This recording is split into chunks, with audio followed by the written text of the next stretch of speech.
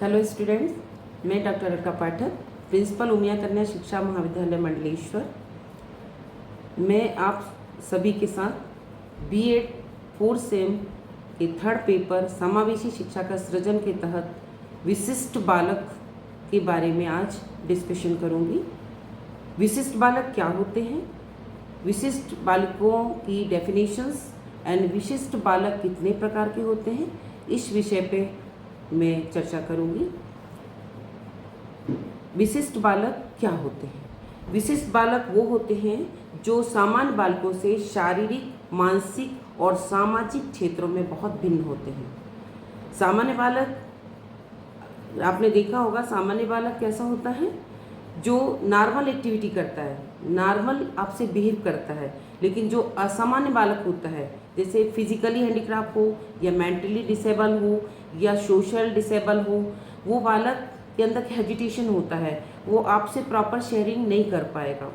तो ये बालक होते हैं जो सामान्य बालकों से इस आधार पर भिन्न होते हैं, इन्हें बोलते हैं हम विशिष्ट बालक। अब आपको कुछ डेफिनेशंस मैं बताऊंगी कि जैसे हैक महोदय ने, क्रो एंड क्रो ने या रॉबर्ट्स ने दी है। हैक महोदय ने कहा है कि जो विशिष्ट बालक होते हैं वो एक या कई गुणों से दृष्टि से सामान्य बालकों से पर्याप्त मात्रा में भिन्न होते हैं। क्रो एंड क्रो महोदय ने कहा है कि विशिष्ट बालक विशिष्ट गुणों या विशिष्ट गुणों को रखने वाले व्यक्ति पर लागू किया जाता है, जिसके कारण व्यक्ति अपने साथियों का विशिष्ट ध्यान अपनी ओर आकर्षित करता है। रेबर्स महोदय ने कहा था कि असाधारण बालक वो बालक होते हैं जो बाल मनोविज्ञान से प्रयुक्त का तात्पर्य अत्यधिक प्रवीण और प्रतिभाशाली बालकों से भिन्न होते हैं। तो ये बात हमारे शिक्षाविदों ने, मनोवैज्ञानिकों ने शेयर करी है कि विशिष्ट बालक कैसे होते हैं। अब आपको मैं बताना चाहूँगी कि विशिष्ट बालक कितने प्रकार के होते हैं। तो विशिष्ट बालक 3 प्रकार के होते हैं। पहला प्रकार होता है शारीरिक आधार पर विशिष्ट बालक, दूसरा होता है मानसिक आधार पर विशिष्ट बालक और तीसरा होता है शैक्षिक आधार पर विशिष्ट बालक। तो जो मानसिक आधार, शारीरिक आधार और शैक्षिक आधार है, इन तीनों के भी टाइप्स मैं आपको बताती हूँ। पहला है शारीरिक आधार पर। तो शारीरिक आधार पर जो बालक होते हैं वो कौन से होते हैं, जैसे श्रवण बाधित, दूसरा है शारीरिक बाधित, तीसरा है अस्थि बाधित और चौथा है वाक बाधित। पहला मैं इसको बताना चाहूँगी कि जो शारीरिक आधार पर पहला हमारा बच्चा है श्रवण बाधित। श्रवण बाधित का मतलब होता है जो उसे कम सुनाई दे या सुनाई न दे, इस टाइप का बच्चा जो होता है वो श्रवण बाधित होता है।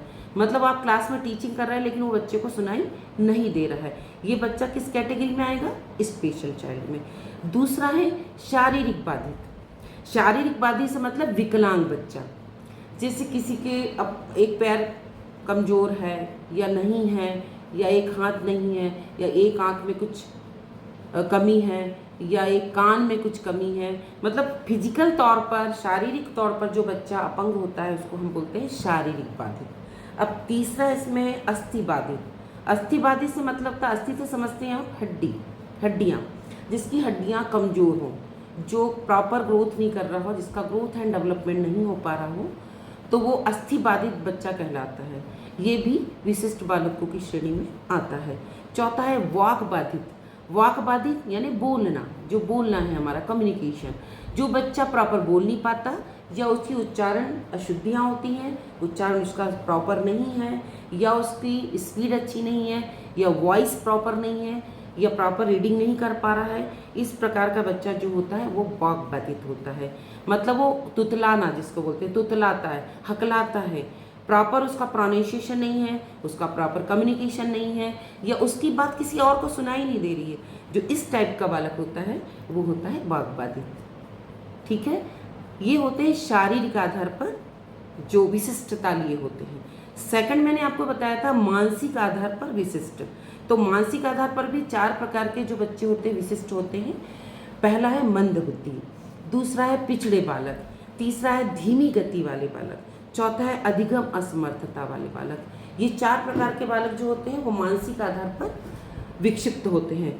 तो मंद बुद्धि का मतलब होता है जो सामान्य और प्रतिभाशाली बच्चों से अलग होता है। मंद बुद्धि कैसा होता है, जैसे आप उसे बार बार पढ़ा रहे हैं, ये बार बार समझा रहे हैं, ये बार बार लिखा रहे हैं, लेकिन वो बच्चा अचीव नहीं कर पा रहा है, लर्न नहीं कर पा रहा है, अधिगम नहीं हो रहा है उसका।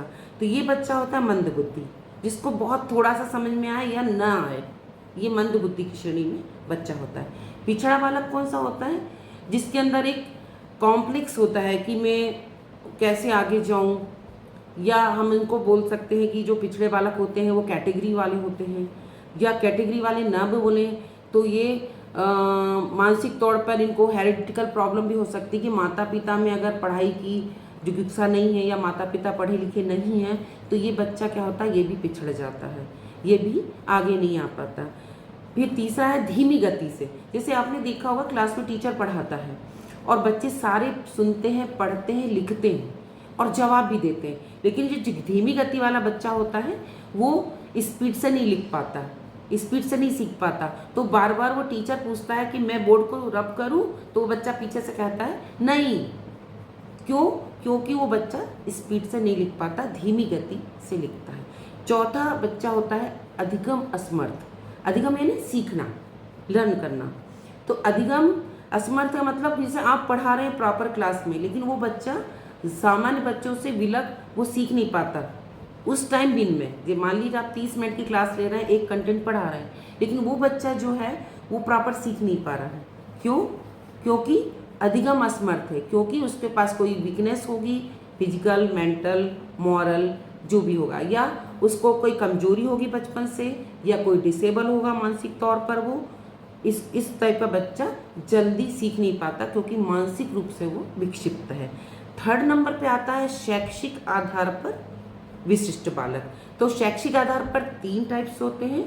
3 टाइप्स में पहला है प्रतिभाशाली बालक, गिफ्टेड चाइल्ड, दूसरा है प्रतिभावान, तीसरा है सृजनात्मक बालक, और चौथा है तार्किक शक्ति में पारंगत बालक। ये 4 प्रकार के जो बालक होते हैं वो शैक्षिक आधार पर समर्थ होते हैं। तो इन बालकों में पहला है प्रतिभाशाली बालक। अब प्रतिभाशाली बालक हम किसे कहेंगे, एक एग्जाम्पल के द्वारा मैं बताऊंगी कि क्लास में अगर टीचर पढ़ाता है और जब हम क्वेश्चन करते हैं बच्चों से पढ़ाने के पश्चात, तो बच्चा फटाफट हाथ उठा के कहता है मैं बताऊं, और कई बच्चे हाथ ही नहीं उठाते और आता है तो जवाब भी नहीं देते। तो प्रतिभाशाली बच्चा आगे से आगे पढ़ता है, उसके परफॉर्मेंस भी अच्छा है, उसका अचीवमेंट भी अच्छा है, उसकी रेगुलरिटी भी है, और वो कार्य आगे से आगे टीचर्स को करके देता है, उसका परफॉर्मेंस 100% है। तो ये बच्चे जो शैक्षिक आधार पर विशिष्ट होते हैं वो प्रतिभाशाली बच्चे कहलाते हैं। प्रतिभावान मतलब जो अच्छे अच्छे पदों पर जाकर पदासीन हों, कोई अपनी प्रतिभा का प्रदर्शन करें, कोई अपनी प्रतिभावान जो एक्टिविटीज़ है उसको दिखाएं, ये प्रतिभावान में आते हैं। सृजनात्मक बालक कौन से होते हैं विशिष्ट वाली है, जैसे आपने देखा होगा कोई बच्चा ड्राइंग में स्पेशलाइजेशन होता है, विशिष्ट होता है कि ड्राइंग उसको बहुत 5 मिनट में सबसे बेस्ट ड्राइंग कर लेता है। क्या सारे बच्चे ड्राइंग कंपटीशन में भाग लेते हो, सभी का नंबर आ जाता है? नहीं। क्यों? क्योंकि हर बच्चों में कुछ ना कुछ स्पेशलिटी होती है। तो क्रिएटिविटी का मतलब होता है कि कोई एक स्पेशलाइजेशन एक बच्चों में दिखे, वह बच्चे में वो विशिष्टता दिखे, जैसे डांस करने में, जैसे गाना गाने में, जैसे बोलने में, जैसे कम्युनिकेशन में, बहुत सारी एक्टिविटी में वो सृजनात्मक एक्टिविटी में एक्सपर्ट होता है। चौथा है तार्किक।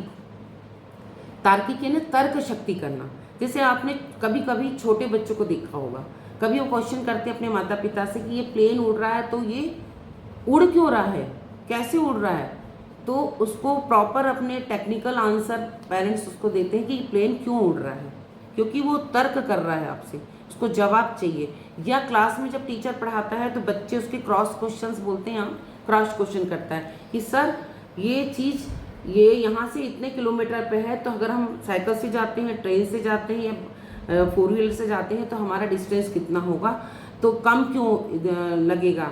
तो कभी कभी बाईपास भी होता है, बाईपास से भी गाड़ियाँ चली जाती हैं तो जल्दी पहुँच जाती हैं, तो वो तर्क करता है। तो तर्क का आपको जवाब देना, इस प्रकार के तार्किक क्षमता लिए बच्चे भी बुद्धिजीवी बच्चे में आते हैं और ये विशिष्टता लिए होते हैं। तो शैक्षिक आधार पर ये विशिष्टता लिए होते हैं, इनको हम विशिष्ट बालक कहते हैं।